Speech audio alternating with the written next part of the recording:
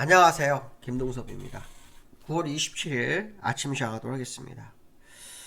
미국 시장이 오늘 급락했죠. 오늘 급락하는 모습이 나왔는데요. 급락 이유는 어제와 이유가 거의 비슷합니다. 국채 금리가 상승을 하고 있습니다. 10년물 국채 금리가 4.56, 어저께 535인가였죠? 또 올랐습니다. 그래서 2007년 이후 최고치를 또다시 경신하면서 시장을 흔드는 상황이고요. 그 이유는 딱 이유가 정해져 있잖아요. 고금리가 오랫동안 유지될 것이라는 그런 우려. 그게 지금 있고요. 그 와중에 어저께 제이미 다먼하고 연준 의원들의 발언이 좀 있었어요. 제이미 다먼이 JP모건 CEO인데요.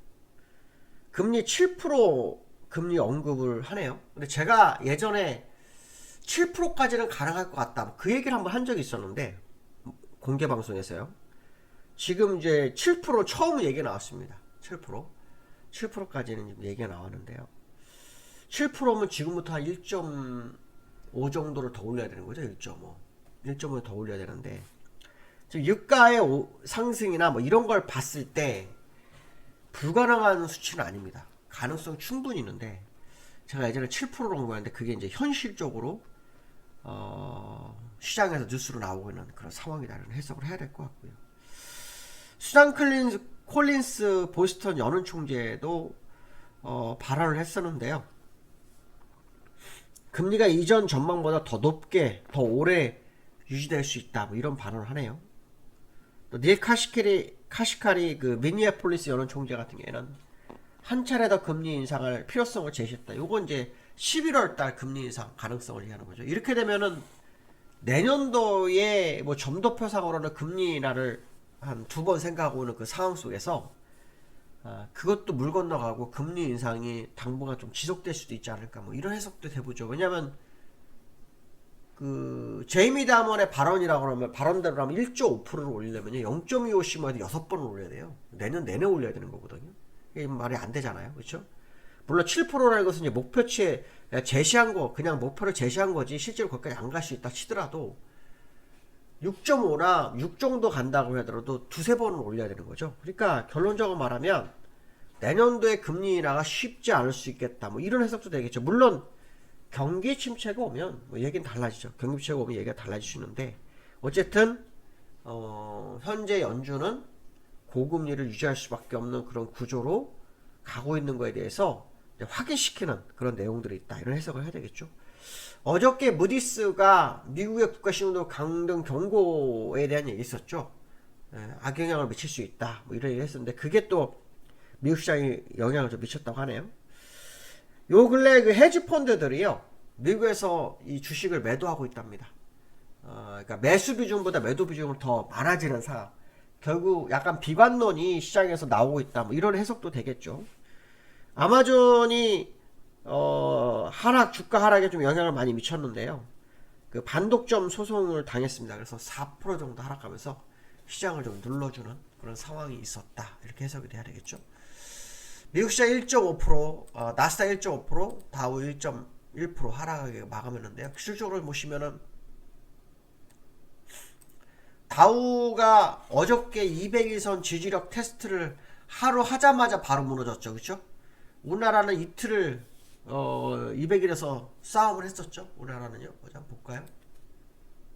우리나라는 이틀을 싸웠고요. 3일째 무너졌는데 미국은 하루밖에 지지 못하고 바로 무너졌죠. 그래서 지금 현재 240일선까지 지금 밀려있는 그런 상황이고요. 어쨌든 기술적으로 굉장히 어려운 자리였다라는 얘기를 제가 여러 번 드렸었는데 일단 밀렸습니다. 오늘도 그렇게 좋은 자리는 아닙니다. 그러니까 오늘도 좋은 쪽과 나쁜 쪽을 균형을 본다면 나쁜 쪽이 더 높은 기술적 분석 사이에 있습니다. 이평선으로는 요 노란색 선의 지지력 240년 지지력 이런 얘기 할 수 있겠지만 그 의미 없고요. 일목균형표상으로는 추가 하락을 예고하는 기술적 분석의 모습이 있다. 이런 얘기를 해드리고 싶고요. 나스닥도 제가 말씀을 드렸죠. 기술적으로 굉장히 어렵다 얘기했었죠. 일단 121선을 이탈했다가 회복했다가 바로 무너뜨리죠. 지금 5일선과 120원의 데드크로스를 좀 만들려고 하는 그런 모습이 있는데요. 기술적으로는 지금 현재 자리에서는 지지력이 정말 쉽지 않은 상황입니다. 아마 200일선, 나스닥 200일선이 12,500인데 일단 거기까지는 가야 되지 않을까라는 생각도 드는데요. 어떤 결론이 나올지 봐야겠죠. 유가가 어떻게 되나 한번 확인해 볼 필요성이 있겠죠. 유가를 한번 봐둘 필요성이 있습니다. 유가를 보시면 유가가 장중에 밀렸었습니다. 88불까지 밀렸다가 다시 올려세웁니다. 제가 얘기를 해드린 것 중에 하나가 뭐냐면 우하향 추세선은 돌파할 확률이 10에서 8, 9 정도 된다 그랬죠. 돌파될 확률이 높습니다. 그래서 유가의 상승이 상당한 영향을 좀 미칠 수 있지 않을까. 여기에서 환율이 좀 많이 올랐어요. 1350원이 지금 1348원에 끝났는데요. 종가는 어저께 장중에 여기에서는 1352원인가에 끝났습니다. 1352원 지금 보시면은 1352원에 끝났으니까 어제보다도 3원 정도가 더 올라서 끝났는데요. 그 시장에서는 이제 그 변수가 하나가 있습니다. 그러니까 유가 상승과 금리 인상 뭐 가능성, 그렇죠? 인플레 상승 뭐 이런 것들이 원달러 올릴 수 있는데요. 지금 그 이복현 그 위원장이 감독 원장이 이달에 세계 국채지수 편입을 기대한다라고 했는데요. 될지 안 될지는 봐야 되겠지만 이게 되면은 돈이 들어오죠. 그럼 환율이 좀 떨어질 수 있습니다. 그러니까 이게 변수긴 한데요. 어쨌든 환율은 일단 새로운 영역에 접어든 것만은 맞지 않느냐 뭐 이런 해석을 해야 될 것 같고요. 두 번째로는 B2가 23조가 넘었다고 합니다. 23조 4천억 정도 됐는데요. 올 연초에 18조에서 지금 23조로 늘어났습니다. B2가 늘어나는 것은 결코 좋은 게 아니죠. B2가 늘어나는 것은 결코 좋은 게 아닙니다. 고객 예탁금의 90% 수준이라고 합니다. 그러니까 고객 예탁금의 90% 정도까지 올라선 거죠. 올라선 상태다 이렇게 보시면 될 것 같고요.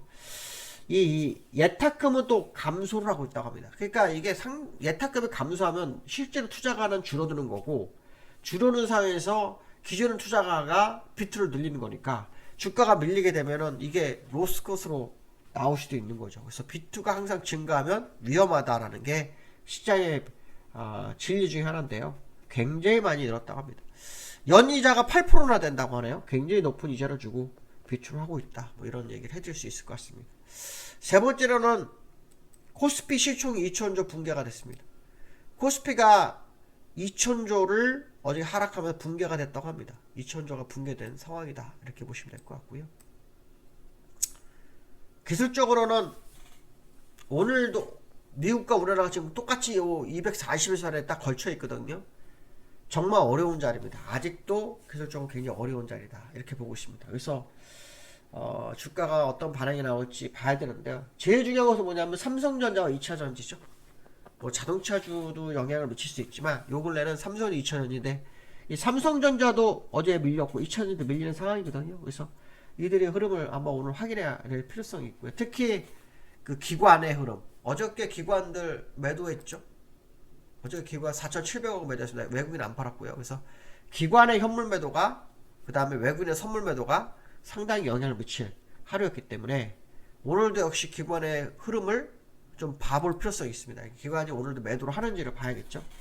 기관들 요즘 뭐 여전히 그 PF 부실의 문제 뭐 이런 것 때문에 시장에 영향을 미치는 건가 싶기도 한데요. 어쨌든 기관들의 어떤 수급 동향을 오늘 지켜보실 필요성이 있고 원달러 상으로 오늘 1350원대를 또 확보하는지도 한번 확인해 볼 필요성이 있겠다. 이런 말씀 드릴 수 있을 것 같습니다. 오늘 여기까지 하겠습니다. 감사합니다.